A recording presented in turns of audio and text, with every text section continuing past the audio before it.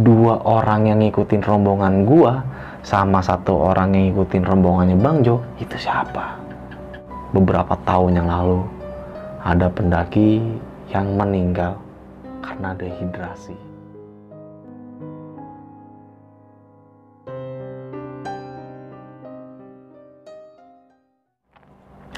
Assalamualaikum warahmatullahi wabarakatuh. Balik lagi dengan gue Indra di Besok Pagi. Sebelumnya gue sangat berterima kasih banget buat teman-teman semua yang sudah menonton, mensupport, mendengarkan Besok Pagi sampai saat ini. Semoga teman-teman semua selalu diberikan kesehatan oleh Tuhan Yang Maha Esa. Pada segmen kali ini gue ingin membawakan suatu cerita pengalaman pendakian gue saat di Gunung Slamet. Tepatnya dari beberapa tahun yang lalu, dulu main cukup lama juga. Di Slamet ini gue mengalami keganjilan-keganjilan yang sampai saat ini masih menjadi tanda tanya dalam diri gue. Termasuk teman-teman gue yang mengalami hal-hal gaib saat pendakian di Gunung Slamet saat itu.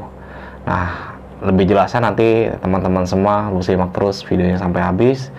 Dan bahwasanya cerita yang pengen gue angkat kali ini bukan untuk menakut-nakuti teman-teman semua, tapi kalian bisa mengambil sisi positifnya dan menjadikan pelajaran bagi kita semua. Sebelum masuk ke cerita, kita simak dulu yang satu ini.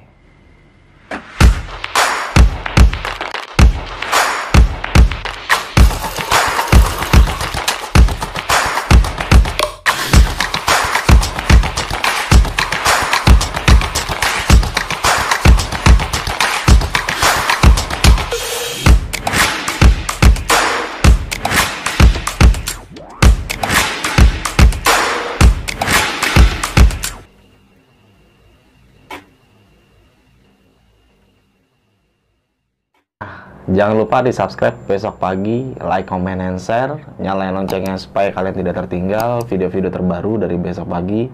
Buat kalian juga yang mungkin mempunyai cerita pengalaman pendakian mistis, cerita kalian ingin diangkat di Besok Pagi atau menjadi narasumber langsung, kalian bisa langsung mengirimkan email di besokpagi@gmail.com atau melalui DM Instagram besokpagi.idv. Nanti linknya untuk lebih jelasnya bakal gua taruh di kolom deskripsi. Oke, mungkin kita tanpa berlama-lama waktu, kita langsung aja masuk ke ceritanya.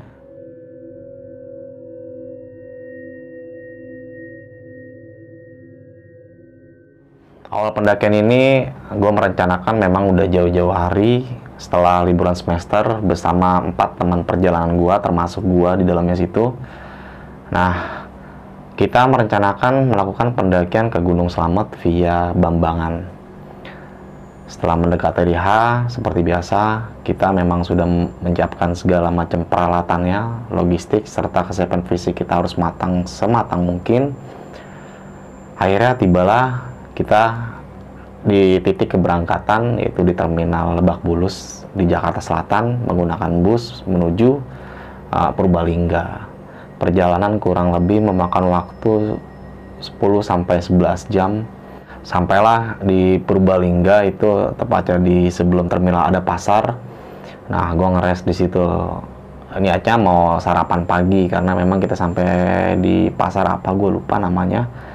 Kita sampai di pasar itu niatnya untuk sarapan lah. Nah, setelah kita sarapan akhirnya kita mau melanjutkan perjalanan ke base camp. Dari pasar itu untuk menuju base camp kita nggak tahu menggunakan transportasi apa. Setelah kita ngobrol-ngobrol sama pemilik warung yang menjajakan warung nasinya itu ke Google Pada, dia bilang, "Mas mau ke gunung mana?" Gue bilang tuh, ya gue pengen ke Gunung Slamet lewat jalur Bambangan gitu. "Oh, jam segini mah belum ada angkutan umum mas. Lagi juga kalau akses ke sana agak jarang angkutan. Lebih baik mas nanti ngikut truk sayur aja yang setelah ngantar dari pasar sini, nanti dia bakal ke arah Bambangan." Kebetulan dari pihak warungnya itu punya kenalan supir-supir lah, supir-supir truk sayur yang biasa sarapan pagi ya di warungnya dia. Ketemu, dia bilang ke supir itu kalau gue membutuhkan jasa angkutan. Nyata supir itu langsung merespon ke gue, "Ya udah mas, nanti barang mas saya aja, tapi saya bawa sayur. Nanti mas mungkin agak repotnya kan saya harus ngedrop sayur-sayur ini ke warung-warung. Nanti mas bantuin aja gitu." "Oh iya Pak deh, nggak apa-apa, nanti saya bantuin." Kurang lebih makan waktu perjalanan itu sekitar 2 jam lah. Sampai di base camp Bambangan itu jam setengah 7 pagi. Masih pagi banget, luar biasa ya pemandangan di base camp Bambangan itu. Walaupun masih di base camp, tapi lu udah bisa melihat samudra di atas awan lah kalau bahasanya sekarang tuh. Wah, indah banget situ. Gua berleha-leha menikmati pemandangan base camp Bambangan sambil kita mengecek kembali perbekalan, logistik, serta peralatan yang kita bawa ini udah lengkap atau belum. Setelah kita cek semuanya udah oke, kita istirahat sejenak sambil kita bersih-bersihkan badan juga. Mulailah pendakian sekitar jam 10 pagi lah, kurang lebih jam segitulah, masih agak menjelang siang lah. Kita melakukan pendakian jam-jam segitu. Cuaca pada saat itu sangat bersahabat banget. Ketika gua mau melakukan pendakian, tiba-tiba berubah nih. Hujan turun dengan rintik-rintiknya lah. Wah, di sini gue berpikir, wah anjir, kita harus sediain jas hujan nih daripada nanti kita basah di trek. Nah, ternyata benar, setelah kita baru berjalan beberapa menit, hujan turun yang tadinya rintik menjadi deras nih. Wah, udah tuh kita melanjutkan perjalanan kembali. Dari base camp Bambangan itu, kalau menuju pos 1, awal pendakian itu kita disuguhkan oleh pemandangan perkebunan lah, persawahan warga. Nah, karena hujan yang cukup deras dan gue juga nggak mau mengambil resiko ya, karena ini perjalanan masih jauh, akhirnya setelah sampai di pos Bayangan 1, gue mencoba untuk ngeres tuh, ngeres bersama anak-anak. Kita ngeres di situ. Gue pikir nih hujan kayaknya lama banget, karena dari tadi kita jalan tuh sampai ke pos 1 ini nggak berhenti-berhenti. Ya udah, kita ngeres. Seperti biasa, kita seduh kopi, juga mempersiapkan makan siang. Naasnya setelah kita membuka ransel untuk mengambil kompor dan gas, serta peralatan-peralatan buat makan. Kompornya ini, kita bawa kompor 2 ya. Kita bawa kompor 2, dua-duanya ini tiba-tiba nggak nyala. Wah, di situ gue agak kaget kan, loh kok nggak nyala? Padahal tadi di base camp itu kita cek kompornya nyala, tapi kok sampai di sini nggak nyala? Ya udah tuh kita bingung kan, wah gimana nih diakalin sama teman gue. Ternyata nggak bisa-bisa juga tuh, karena kita bawa obeng juga tuh. Obeng kita bongkar-bongkar nggak nyala juga. Ya mau nggak mau, dalam keadaan hujan yang masih deras, gue memutuskan untuk turun ke base camp, karena dari pos Bayangan 1 menuju base camp itu nggak jauh lah, sekitar 1-2 jam. Dalam keadaan hujan deras, gua turun bersama teman gua nih. Jadi teman gua yang satunya ini nunggu berdua di pos Bayangan. Gua turun berdua sama teman gua, kita tujuannya untuk sewa kompor di base camp. Itu jalur yang tadi gue laluin pas perjalanan, pas gue turun, wah gila, yang tadi ya sawah itu gue lihat udah banjir parah lah ya kan, udah nggak bisa dilaluin, dan airnya itu cukup deras banget karena memang kita melewatin kali kecil lah tuh. Wah, di situ gue nyari jalur lagi, coba Blay, gue bilang sama teman gue, lu cari jalur lagi. Nah, ketemu lah jalur yang mau nggak mau kita emang harus ngelawan arus yang di kali itu. Wah, deras banget lah. Dan itu perjuangan yang capek mungkin menurut gue ya, karena harus turun ke base camp, nyewa kompor dalam kondisi yang nggak memungkinkan, dalam artian cuacanya buruk lah. Setelah kita sampai base camp, nah pihak base camp ini langsung kayak bertanya sama gue, loh mas kok turun lagi, emang kenapa? Gue bilang, ini mas, kompor saya, tadi kan mas lihat sendiri kompor yang saya bawa tuh 2 tiba-tiba mati di pos Bayangan 1. Dan hari itu memang nggak ada sama sekali pendaki. Jadi yang naik Gunung Slamet di hari itu ya cuman rombongan gua, termasuk teman gua yang 2 orang, teman gue yang gua suruh stay di pos Bayangan 1 itu. Akhirnya mas yang pihak base itu mengasih kompor ke gue, ya udah mas pakai ini dulu aja. Ya udah tuh, akhirnya gue sewa kompor 2. Ya udah gue lanjut perjalanan lagi, masih sama tuh, hujan masih deras banget. Pokoknya itu sangat awet banget hujan. Sampailah gue di pos Bayangan 1 sekitar jam 2 siang. Dan temen gue yang berdua ini gue tunggu kayak udah merasa gelisah lah ya, mau ngapain lagi. Kompor dua-duanya nggak nyala, nggak bisa nyeduh air hangat, nggak bisa makan juga, paling makan cemilan. Akhirnya gue datang pas gue tes yang gue sewa di base camp itu, kompornya gue tes, akhirnya nyala. Wah, gue bersyukur banget lah. Akhirnya kita bisa makan siang, nyeduh air hangat, bikin teh, kopi, dan sambil nunggu hujan reda. Ternyata hujan yang kita tunggu itu nggak reda-reda, sampai gue itu ketiduran di pos bayangan 1, dan bangun-bangun itu sore jam 5 lah. Dan itu hujan, gue kira udah reda, ternyata belum, masih rintik-rintik, hujan gerimis lah. Nah, gue bilang nih sama anak-anak, wah kita mau sampai kapan di sini? Ini kita dari siang ngeres mulu di sini, apa naiknya? Terus teman gue nyeletukin, ya udah kita babat aja kali ya, naik ya, kita nyicil aja lah, nanti kita ngeres di pos 1 kalau nggak pos 2. Akhirnya dengan usulan itu kita terima semua tuh, kita melanjutkan perjalanan kembali, sampailah di pos 1 sekitar jam setengah 7 malam lah, habis maghrib kalau nggak salah tuh. Gue sampai situ, kita break dulu tuh, ngeres dulu di pos 1. Nah, di pos 1 ini ternyata hujan itu nggak reda-reda, dan ini pendakian yang gue alamin dalam hidup gue ya. Selama gue naik gunung itu, gue mengalami cuaca kayak hujan yang cukup lama itu saat di Gunung Slamet ini.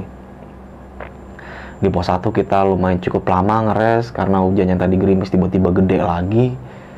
Terus teman gue nih, si Dion ini kan seorang perempuan, dia bilang, apa kita nggak bikin camp area di sini aja di pos 1? Gue sih setuju-setuju aja, tapi dua teman gue ini kayaknya agak keberatan kalau di pos 1, karena dari pos 1 itu kalau kita melanjutkan perjalanan kembali ke pos-pos berikutnya itu cukup jauh lah, sangat jauh dan memakan waktu. Dan gue sedangkan di hari berikutnya itu ada kegiatan.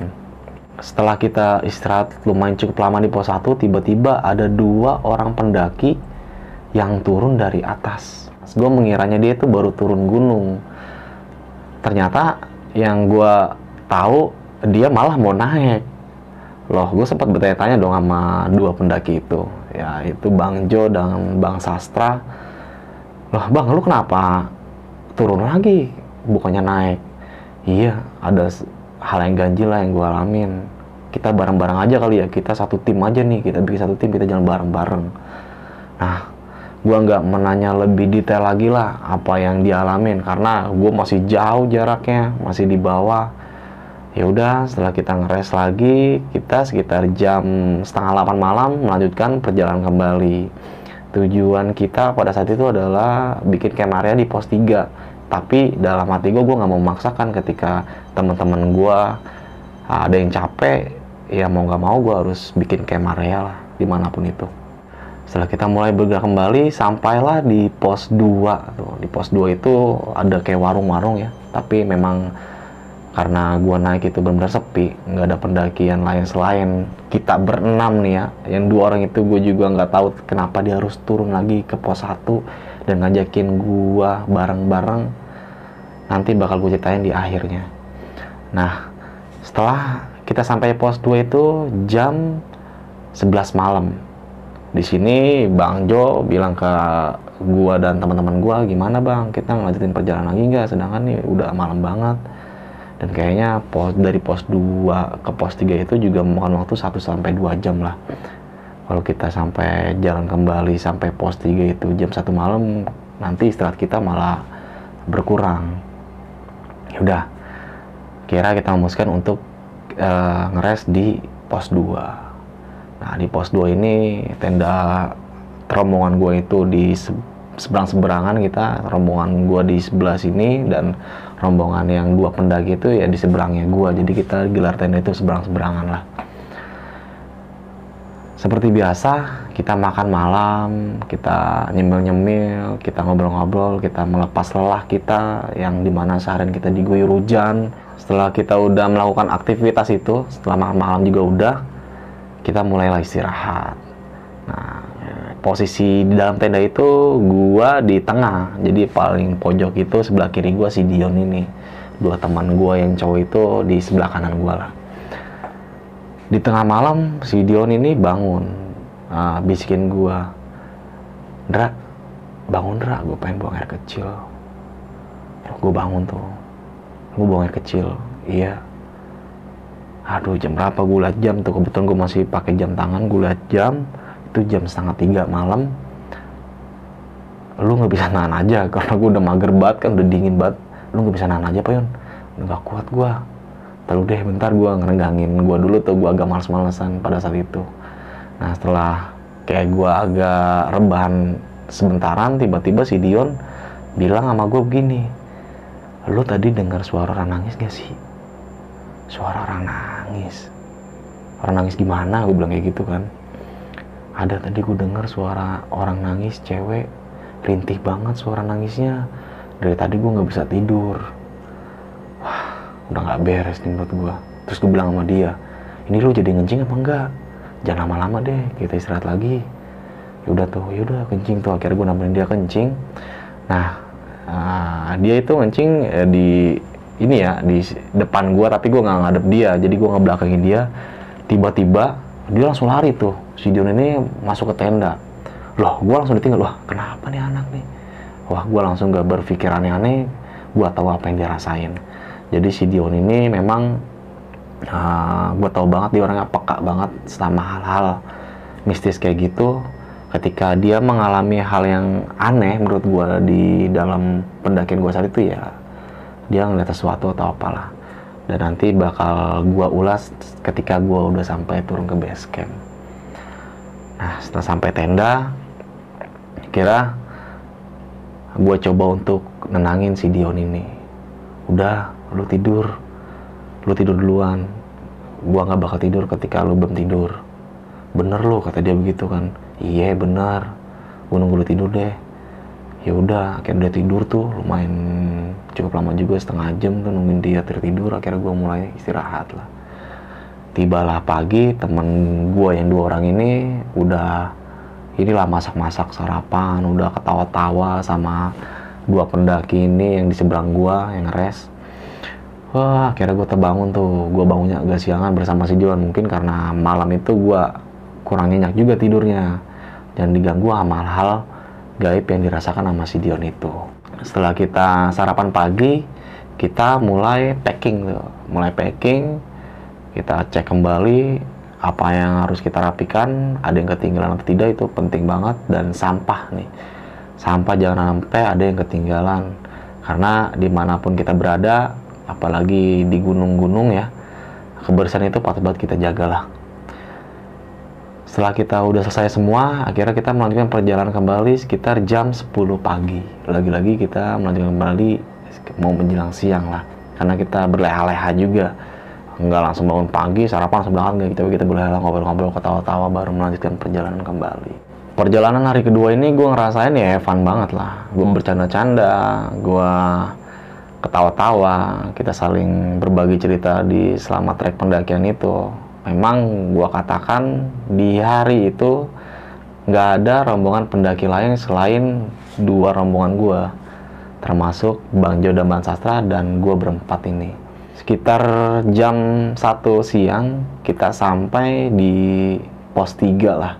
Kita memang jalan santai banget, dan si Bang Jo ini bilang nih ke gua, nanti kita di pos 4 Samarantu jangan berhenti ya. Oh iya bang, gue juga udah tahu tuh, baca-baca artikel kalau pos Samarantu tuh gini. Hal gaibnya lumayan. Wah, mungkin teman-teman semua yang udah nonton beberapa kisah yang dialami pendaki di pos Samarantu itu, dan mitos-mitos dari pos Samarantu itu udah nggak kaget lagi lah. Akhirnya gue ngeres di pos 3 itu lumayan cukup lama, sekitar 1 jam. Kita mulai bergerak kembali sekitar jam 2:30 sore lah. 2:30 atau jam 3 ya, pokoknya menjelang sore lah. Kita mulai bergerak kembali. Nah, dari pos 3 menuju pos 4 ini kita udah kayak nggak ada bercanda-canda lagi tuh. Mungkin fisik kita tuh udah mulai lemah ya. Targetnya itu kita camp di pos 5 sekitar jam 4:30 lah. Jam 4:30 kita sampai di pos Samarantu nih.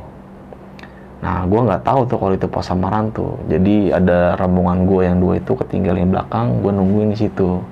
Nah, dua rombongan teman gue ini datang nih. Wah, Blay, jangan ngebreak di sini, jalan-jalan. Ngapa emang? Temen gue bilang, tuh lu lihat tuh di atas. Wah iya, pos 4 sama hantu. Suasananya lembab banget, ngap, terus kayak wah nggak enak lah, pokoknya gue rasa adem, anyep lah. Dan si Dion ini kayak ngajak gue tuh, udah ayo buru-buru. Gue bilang kan, nanti dulu tuh dua temen gue yang ini ketinggalan. Gue bilang nanti tunggu dulu. Pokoknya si Dion ini udah merasa kerasaan. Akhirnya teman gue datang itu, ya udah kita langsung bergerak kembali. Sampailah kita di pos 5 nih. Di pos 5 sekitar jam setengah 6 sore. Memang jarak dari pos 4 menuju pos 5 itu nggak jauh. Dan setelah sampai pos 5, stok air gue itu udah habis. Nah, kita kalau udah sampai tempat camp, seperti biasa membagi tugasnya. Ada yang diriin tenda, ada yang ngerapin logistik, ada yang masak. Dan gue kebetulan pada saat itu jatahnya ngambil air nih. Gue nggak tahu kalau pos mata air di Gunung Slamet jalur Bambangan, tepatnya di pos 5 itu agak menjorok ke bawah ya, dan itu treknya agak terjal banget begini. Di situ karena ada rombongan pendaki anak UIN yang udah 2 hari stay di pos 5. Gue bilang sama dia, bang, mata air sebelah mana? Dia bilang yakin gue, lu serius mau ngambil mata air sekarang? Ini pakai air gue aja. Gue ngerasa nggak enak kan, nggak usah bang, gue ngambil aja. Dia bilang, hati-hati lu, ini agak jauh juga soalnya apa tuh spot mata airnya itu buat kita ambil mata air. Iya bang, nggak apa-apa. Lu berdua apa sendiri? Gue bilang sendiri. Gila lu, berani aja. Emang gue bilang kan, gue yakinin lagi, emang jauh banget mata airnya. Ya nggak jauh sih, tapi treknya agak terjal. Ya udah, gue bilang nggak apa-apa deh, daripada gue ngambil air dia, sedangkan kebutuhan air gue buat masakan lumayan banyak. Nggak enakan kalau buat ngambil air dia itu ngerepotin rombongan dia juga. Akhirnya gue ngambil air sendiri, sampailah di mata air nih. Yang gue rasain saat gue jalan ke mata air pos 5 itu, wah bener juga apa kata mereka-mereka yang di atas. Daerahnya begini banget, ibaratnya letak tempatnya itu, wah apa, gue seorang diri di tengah hutan. Gue juga lupa kalau mata air itu kalau malam kan kita berebutan sama binatang-binatang yang membutuhkan air juga. Dan apalagi binatang-binatang yang aktif di malam hari, pasti dia bakal ngambil air. Ya udah, gue beranikan diri ngambil air di pos 5 itu. Gue nggak sadar tuh kalau gue nginjak sesuatu lah. Gue naik ke atas buru-buru nih, buat gue suges lah. Pada saat itu gue takut, gue jujur aja gue takut, karena memang gue seorang diri dan gue nggak tahu sumber mata air itu jauh banget menurut gue, terjal lagi treknya. Gue buru-buru, langkah gue cepetin, sampailah gue di tenda nih. Gue tahu gue menginjak sesuatu, sepatu gue. Makanya sepatu gue ini agak gue jauhin nih dari tenda. Gue malas banget bersihinnya, udah malam, udah capek juga, apalagi bersihin kayak gitu. Gue males banget. Akhirnya sepatu gue pinggirin jauh di tenda. Ya air udah ke bawah, kita akhirnya makan malam. Setelah makan malam kita mulai istirahat tuh. Tapi gue di situ nggak istirahat, gue santai-santai dulu di pos 5 bersama pendaki-pendaki yang lain nih, termasuk anak UIN dan 2 rombongan yang ikut gue dari bawah itu. Kita nikmatin suasana di pos 5 dengan hujan bintang, yang dimana hari sebelumnya itu gue dihujanin seharian penuh lah. Dan ini kayaknya bonus ya, ini pos 5 gue hujan bintang, cerah banget malam hari itu, terang bulan. Sampai pada akhirnya gue udah merasa mulai ngantuk, gue masuk ke dalam tenda. Nah, gue masuk ke dalam tenda, si temen gue ini, gue nggak tahu ya, mungkin dia mau buang air kecil. Oh ya, di waktu itu bilang, gue lagi buang air kecil. Gue ngeliat sepatu lu jauh banget di dalam tenda. Gue udah ketin tuh ke tenda. Ini aja dia sih baik, supaya nanti kalau hujan itu sepatu nggak basah. Nah, pagi-pagi tuh pada kebauan. Ih, bau apaan sih? Bau apaan nih? Kayak bau-bau kotoran ya? Terus gue baru ngeh tuh. Lah, kok baunya sampai sini? Gila juga nih kotoran yang gue injek. Padahal sepatunya udah gue jauh-jauh, tapi kok baunya masih di sini aja. Gue tengok. Lah, siapa yang mindahin sepatu gue nih di sini? Gue tanya, nih mindahin sepatu gue siapa? No, si Nopi. Geblek, gue nginjek kotoran tadi malam. Pantas aja, bau banget, Blay. Pindahin. Ya udah tuh, gue pindahin sepatu gue, kita mulai sarapan pagi. Pokoknya kotoran bau banget lah. Anjir tuh yang berak di mata air. Otaknya taruh di mana ya? Kan yang menggunakan mata air itu kan bukan lu doang, banyak lah orang-orang yang singgah di situ buat ngambil air. Binatang-binatang yang di situ juga mau ngambil air di situ, tapi lo kotorin itu aja. Nggak punya otak sih. Jangan dicontoh hal kayak gini. Nah, setelah kita sarapan pagi, kita mulai tuh summit. Nah, di perjalanan summit ini, gue nggak mengira kalau nanti bakal mengalami kejadian yang di luar batas nalar gue ya. Termasuk teman gue yang mengalami kejadian itu. Kita mulai bergerak, setelah jam 6 itu udah terang di tengah perjalanan menuju puncak Gunung Slamet, yang dimana puncaknya itu bebatuan dan pasir. Kita memang agak renggang ya di formasi pendakian menuju puncak. Teman gua ini yang dua di belakang, gua berdua bersama Bang Jo dan Bang Sastra serta pendakian aku ini tuh yang ikut summit juga paling depan.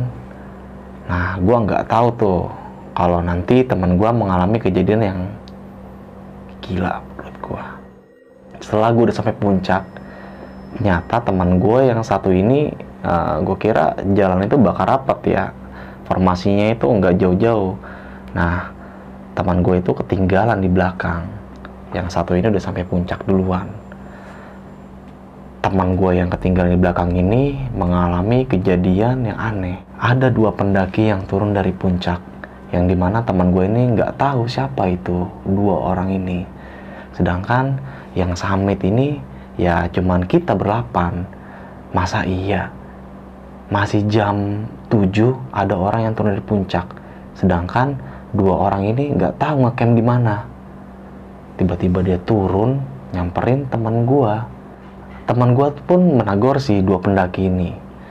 Mas, dari mana? Dari puncak saya, Mas. Dua pendaki ini bilang ya, saya dari puncak, Mas, kehabisan air gitu. Mas punya stok persediaan air nggak? Oh, akhirnya teman gue, karena dia bawa air ya kan di ranselnya itu, mau ngasih air ke dua orang pendaki ini. Nah, karena air yang dibawa sama teman gue itu di dalam ransel, akhirnya dia membuka ransel dulu kan, dan dia membelakangin dua pendaki ini. Setelah dia buka ransel, ngambil air, akhirnya pendaki ini ngasih botol kosong ke teman gua yang ngasih air ini. Dikasih lah botol kosong ke teman gua, dan air yang ada isi air itu dikasih ke dua pendaki ini. Teman gua bilang, udah Mas, itu air bawa aja, nanti saya di atas masih banyak air sama teman-teman saya. Botol kosong ini dimasukin sama teman gua ke ransel. Pas mau ditutup ranselnya, teman gua ini sempet nengok ke dua orang pendaki ini, dan yang dilihat teman gua, dua pendaki ini nggak ada. Dalam artian itu ya nggak tahu kemana perginya dua orang ini. Tiba-tiba hilang. Saking paniknya dia lari ke atas puncak. Dia lari ke puncak, sampai puncak ketemu gua pada nih. Di situ dia ngos-ngosan.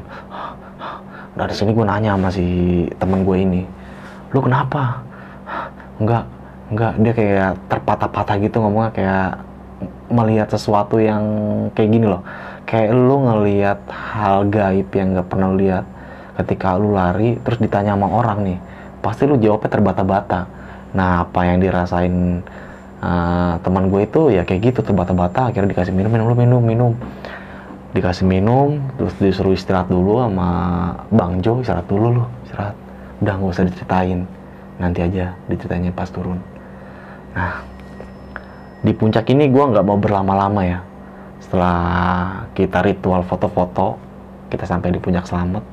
Di situ ada 8 orang, rombongan gue 4, Bang Jo, Bang Sastra, dan 2 anak Win itu yang ikut pas summit. Teman gue kayak apa ya, risih gitu, apa yang dilihat pengen diuntain ke kita pada. Dia bilang ke gue tadi ngelihat 2 orang pendaki, dia turun dari atas terus minta air sama gue. Pas gue kasih air yang ada di ransel gue nih, dia ngasih botol kosong. Botol kosongnya dia gue masukin ke dalam tas. Setelah gue tengok ke belakang, 2 orang itu udah nggak ada. Gue di situ benar-benar masih tanda tanya, siapa itu orangnya? Ayo gue jadi ngeri nih, gue takut turun. Pas teman gue bilang kayak gitu, yang denger itu bukan cuman gue doang. Jadi yang di puncak 8 orang itu denger semua. Kita berlapan-lapan itu, kita 8 orang itu panik banget. Panik dalam artian kita ketakutan ya. Wah, ada aja lupa kejadian sini. Udah. Setelah kita foto-foto, kita turun ke bawah. Nah, kita turun ke bawah dengan ritme yang lumayan agak cepat langkahnya. Sampailah kita di pos 5. Di pos 5 ini mungkin apa yang dilihat sama teman gue ini nyebar ya ke rombongan anak Win ini yang stay di pos 5 sebagian. Terus kita ngerempukin, yaudah kita kalau gitu turun barengan aja, jangan ada yang kepisah. Wah, gila. Semuanya itu kita merasakan kepanikan. Apa yang dirasakan teman gua sebelumnya pas Hamid itu, melihat 2 pendaki yang bisa gue katakan ya gaib lah ya. Kita nggak tahu siapa dia, kita juga nggak tahu dia pergi kemana. Bahkan teman gua pun nggak tahu, nggak ada langkahnya, nggak ada pamitnya. Dia bilang seperti itu. Akhirnya kita turun barengan tuh. Setelah kita packing-packing, kita turun barengan sekitar jam 3 sore. Jam 3 sore kita turun, setelah kita melewatin pos Samarantu, tiba-tiba hujan turun dengan derasnya. Wah, gue ngerasa capek banget tuh. Capek dalam artian, hujan lagi. Trek dari Bambangan itu kalau hujan ya, licin banget. Dan menghambat perjalanan kita saat turun. Nah, di tengah perjalanan itu, si Dion ini mengalami kejadian yang aneh menurut gue. Dia menatap ke atas lumayan agak lama, terus gua tepok pundaknya. Yon, lu ngeliatin apaan? Terus dia kerasa kaget ya kan. Enggak, gua nggak ngeliat apa-apa. Udah ya, gue bilang jalan, jangan liatin, udah jangan dipikirin. Kalau lu ngeliat sesuatu jangan lu ceritain, nanti aja di bawah. Gue di belakang lu, gua nggak bakal jauh-jauh. Nah, di tengah perjalanan ini kita sempat kepisah nih antara rombongan Win dan rombongan gua itu termasuk gua berempat dan 2 orang ini, Bang Jo dan Bang Sastra. Sampailah di pos 1 sekitar jam 5:30 sore. Kita memutuskan untuk istirahat sambil menunggu azan maghrib selesai lah ya kan. Si Dion ini kayak merasakan hal yang aneh. Hal aneh itu apa yang dia lihat itu kita nggak bisa ngelihat. Dia bisik-bisik ke gua, bilang kayak gini, Dra, lu ngeliat nggak? Itu ada anak kecil. Anak kecil? Ngaco lu, udah itu lu cuma perasaan lu doang, lu kecapean. Gue bilang kayak gitu. Enggak, itu ada anak kecil, diem aja. Coba lu tanyain, gue takut. Si Dion bilang kayak gitu ke gue. Gue bilang, enggak ada siapa-siapa di sini, cuma kita doang nih berenam. Terus si Dion ini bilang ke si Bang Jo, Bang, itu anak kecil, ngapain dia sendirian? Coba Bang, tanyain Bang. Gue takut mau nyamperin. Bang Jo pun jawab apa yang tadi gue bilang, kalau bahwasannya nggak ada anak kecil di situ, ya cuman kita doang berenam. Kita nggak mau berlama-lama di situ. Akhirnya kita meneruskan kembali perjalanan tuh, karena ngelihat kondisi si Dion ini udah nggak kondusif lah. Setelah kita kembali turun, disinilah gue mulai agak disorientasi jalur. Dan disorientasi jalur ini aneh banget lah. Kondisi kita udah lelah banget ya, capek banget. Di saat itu gue ditunjuk sebagai leader sama Bang Jo ini. Lu jalan paling depan, Dra. Lu masih inget kan turun ke bawah jalurnya sebelah mana? Iya Bang, gue kalau dari pos 1 ini gue inget. Ya bener, emang gue inget. Karena gue udah turun sebelumnya tuh waktu gue ngambil kompor berdua sama teman gue waktu hujan. Gue inget banget treknya. Nah, ketika gue turun, tiba-tiba trek yang gue laluin sebelumnya saat gue naik, itu nggak ada. Kayak ditutupin ranting-ranting pohon gitu. Malah yang ada itu jalur ke sebelah kanan. Dan jalur itu nyata banget. Jalur pendakian. Sedangkan yang gue laluin itu jalur yang sebelah kiri, seingat gue. Jadi gue mikir kok ini jadi ada pertigaan, tapi pertigaan sebelah kiri yang gue laluin ditutupin pohon-pohon kayak nggak keurus, kayak bukan jalur. Gue pun agak agak bimbang untuk memilih jalur yang sebelah kiri ini. Tapi dalam hati gue, ini jalurnya, jalur kanan gue nggak pernah lewatin. Mau nggak mau, gue melewatin jalur yang sebelah kanan, yang gue itu jalur pendakian ya kan. Gue melewatin jalur itu lumayan cukup lama, tapi nggak ketemu ujungnya. Kok ini nggak ada ujungnya? Di tengah perjalanan, gue udah mulai merasakan aneh. Terus gue bilang sama Bang Jo yang sebagai sweeper di belakang, break, gue bilang kayak gitu. Bang, ini benar jalurnya nggak sih? Wah, di situ gue dimaki-maki sama Bang Jo. Lah, lu gimana? Tadi kan gue bilang, lu mimpin paling depan, terus gue bilang sama lu juga, lu tahu kan jalurnya? Iya, lu bilang tahu jalurnya. Sekarang lu nanya gue mana tahu. Yang gue inget, gue itu ngambil jalur kiri, gue bilang kayak gitu. Tapi ini tiba-tiba kok ada jalur ke kanan. Wah, di situ kita mulai panik lah. Teman-teman gue itu udah nggak ada sama sekali yang ngobrol. Jadi perdebatan gue berdua sama Bang Jo itu, akhirnya kita meneruskan kembali jalur yang udah kita pilih nih. Bang Jo bilang, yaudah kita terusin terus. Jadi kita melanjutkan perjalanan kembali sampai di titik akhir itu buntu, nggak ada jalur. Di situ cuman ada aliran sungai, yang dimana kalau kita nyebrang aliran sungai itu, di depannya itu kita nggak tahu ada tanah setapak yang bisa kita pijak atau rawa. Wah, di situ gambling gua. Kita ngeras itu selama 10 menit. Diem-dieman. Akhirnya Bang Jo buka suara. Kita pukul mundur. Kita balik ke titik semula. Ya udah tuh, akhirnya kita pukul mundur, balik ke titik semula yang tadi gue bilang ada 2 percabangan. Di sini gue mulai aneh banget. Sumpah, gue mulai aneh banget. Tiba-tiba jalur yang tadi sebelumnya gue lihat itu ditutup ranting-ranting yang gue nggak yakin itu jalur yang gue bakal pilih buat turun. Tiba-tiba itu jalurnya itu benar-benar nyata dalam artian ya apa yang gue laluin sebelum itu, nah ini bener jalur ya bang. Tadi kok kayak bukan jalur ya, ditutup ranting-ranting kayak gitu. Dan mereka termasuk teman gue Bang dan Bang Jo itu menyaksikan semua, dan kita nggak ada kata-kata lain selain kita yaudah pokoknya kita harus turun malam ini juga. Turun, alhamdulillah kita nggak terjadi hal-hal yang aneh. Kita sampai di base camp itu sekitar jam 9 malam.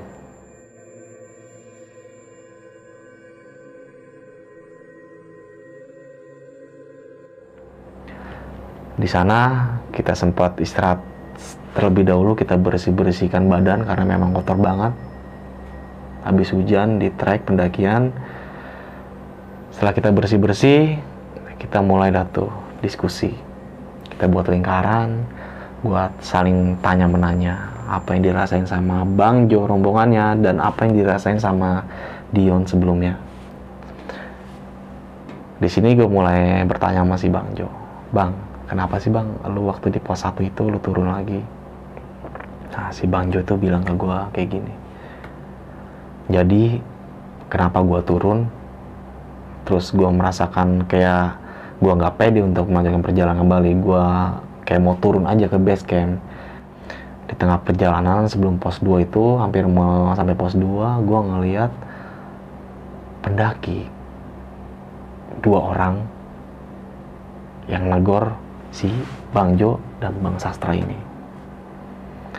Dia sempat berinteraksi atau berkomunikasi. Dia nanya dari mana, tapi diem aja. Terus ditawarin minum juga diem aja. Nah, si Bang Jo dan Bang Sastra ini kayak merasakan keanehan. Keanehannya tuh dalam artian, kok ini 2 orang diem aja ya. Nah, karena kondisi udah mulai gelap ya, Bang Jo ini nggak sengaja menyenterin headline-nya dia itu ke arah si 2 pendaki ini. Yang dilihat Bang Jo itu 2 pendaki ini wajahnya pucat banget kayak orang biru, dan tatapan matanya itu nggak ada bola mata hitamnya itu, jadi matanya itu putih semua. Di situ Bang Jo langsung kaget, narik si Sastra untuk turun ke bawah. Setelah turun ke bawah, kira ketemu gua pada nih. Gua bilang, oh kayak gitu Bang, pantesan.